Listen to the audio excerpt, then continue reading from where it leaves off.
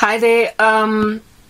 Next part, please go and peruse the previous parts to gauge your bearings as to where we're at, right? So COVID-19 gave me internet, but it did not immediately remove me from isolation. You know what I mean?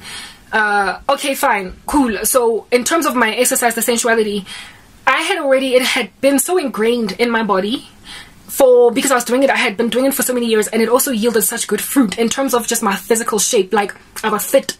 And now I was eating. So because I was eating, I had food in my body, I suddenly started to see muscles developing in places I never had them. I was fit. I could work out for 2.5 hours, and the only reason I would stop is because it's time to stop. Not because I was tired. I got fit, do you understand? Using dance. And I started to love the shape of my legs. Guys, things I never imagined I could ever do. My body could ever do. It was doing it then. I was like, what? I've never looked like this in my life, and I never thought I could do this. So I got addicted to the method that I used to get fit, my dance, because it worked out my entire body without me having to do crunches for my abs, squats for my legs, you know, like, what do you call this, planks for like my arms. And yeah, I did not have to do these like very like determined exercises for certain body parts. I just had to dance for however many hours I danced, and it just got to my planks, to my abs, it got to my arms, it got to my legs, and I was like, this is such a perfect way of exercising. I got addicted to it, and so I never stopped dancing to secular music. You know, yeah, it's stuff like, it just never stopped. And when then internet got restored to me, I went right back to downloading or watching the videos of these sensual women across the world that dance in a very sexy way. And so my dance got even further corrupted, because initially I was dancing just what it is that I thought was movements that I could move. I stopped copying choreographers, because now I was restored to MTV, I was restored to Trace Africa, I was restored to etc. So I did my own thing. And then when internet came back, I went back to Aliyah Janelle. I went back to King Jojo Gomez. I went back to Nicole Kirkland. I went back to Melissa Hart. You get my point. I went back to all these chicks that dance in a grunty, gyratey way, and I just, you know, I was taken. I was demonized, guys. Demonized. Like, there was a spirit that was chilling on me as a result of embracing certain kinds of music and certain kinds of moving my body, and it drew me, magnetized me into it, and I developed an addiction to it, much like, you know, a drug habit. You need to kick it, and it must be an effort that you employ. I was addicted. It was like a succubus spirit or something that was just drawing me in, you know. I wasn't demon possessed, but I was demonized. Check out Derek Prince's sermons. I subscribe to what he says, okay? Anyway, yeah. So here it is that I'm struggling with this succubus thing that just keeps on drawing me to certain music, certain ways of dancing. And I continued for another 3 years. 3 years, go fella. 3 whole years. 2 years, sorry, since COVID 2019, 2022, I still continued on in this regard with the sensual means of dancing.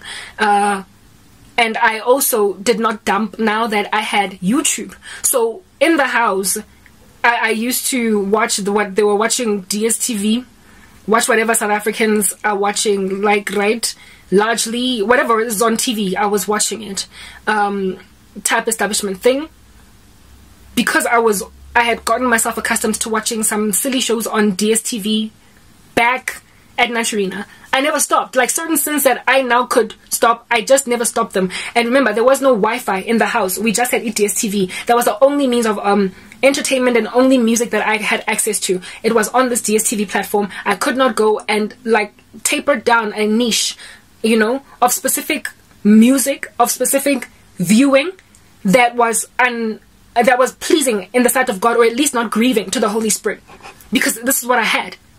And that continued until COVID hit. When COVID hit, I now had no excuse. I now had no excuse, because there was internet. And with internet, it meant I did not have to watch darkness on TV anymore. It meant I could actually go back to clicking on Christian content on YouTube. And that's what would keep me entertained, busy, all day. It also meant that I could find alternative means of exercise on the internet with music that would not be dishonoring to God. Frankly, what has become my strategy of late, what I intend to now start doing, because I'm still struggling to overcome the sensual dance, guys, still to this day, right? I'm what is this word? I'm experimenting with instrumental gym music. So no lyrics at all, just, you know, goom goom ting ting, goom goom ting ting, and dance to that. And even as I dance, be careful about the way in which I am moving. Like, I should be active to look out for sensuality so that I don't grieve. Like twerking, it has built my legs because it's a hard knock squat that's full of movement. But I know that it's sensual undertones. It's not just an innocent squat anymore. So I have to deliberately think when I'm exercising to not please some demon of seduction. I don't know. So not only do I need to change out the music from worldly, carnal music, but one that has no lyrics, but two, one that has no lyrics, just instrumentals. And even as I'm working out, I must be careful about my poses. How it is that I do my squat. How it is that I do my lunge. How it is that I do moving my body. So as to get to my full body, there is a way to dance without dishonoring God. Dance is extremely building for the body. It is an excellent way to get a full body workout, but there are certain forms of dance that just are not acceptable in the sight of the Lord. Ballet, absolutely cool. But then when you start to grunt, gyrating, twerking, and booty hopping, sweating it up a storm, looking like you're having sex on the dance floor, that's not of God. You know, there are innocent forms of dance, and then there are those that just are going to give you problems. There is a way to also do hip-hop dance without dishonoring God. There's actually a TikTok dance group that is Christian, that dances to Christian hip-hop. And their moves are clean. There's no darkness that you gauge from there, you know? There is a way. Like, I can dance, guys. I can move. People who experienced my twerking days or that season of darkness know I can move. I can dance, yo. I can dance. When I say I was copying Aaliyah, Janelle, and Nicole Kirkland, I was not busy looking like somebody with 2 left feet. I can move. I am good. I am good. Only, like, difference between me and those artists that dance professionally is that I don't have the training from youth, so I can't like do full splits and stuff like that. I also cannot do flips in the sky and what have you, but I can move my body in a way so as to make it clear that I've obviously got the talent, right?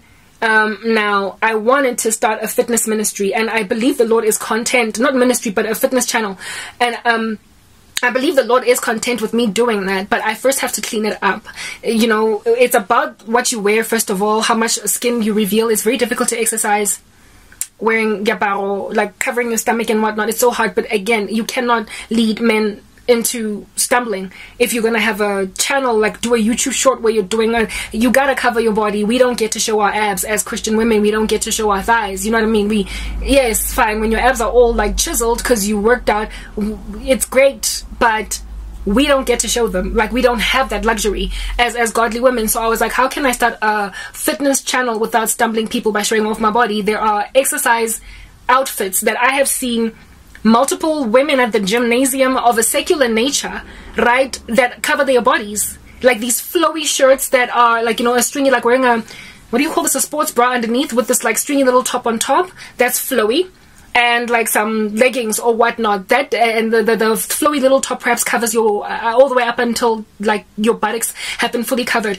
You can totally still show that you have actually developed muscle with that body, that you are strong, your arms are showing, right? So you can show that you've actually gained some biceps there, triceps, nyana, you know, flex it, Denny Bravo type thing. You can still show that you are indeed successful in your fitness journey, right? You can show that without showing your skin, your body, the shape of it. It's absolutely possible for you to see how fit a person is when they're wearing a business suit, when they're wearing a full dress at work. You can tell when a woman is working out, you know what I mean? So it doesn't have to be sensual. Let's move on to the next part.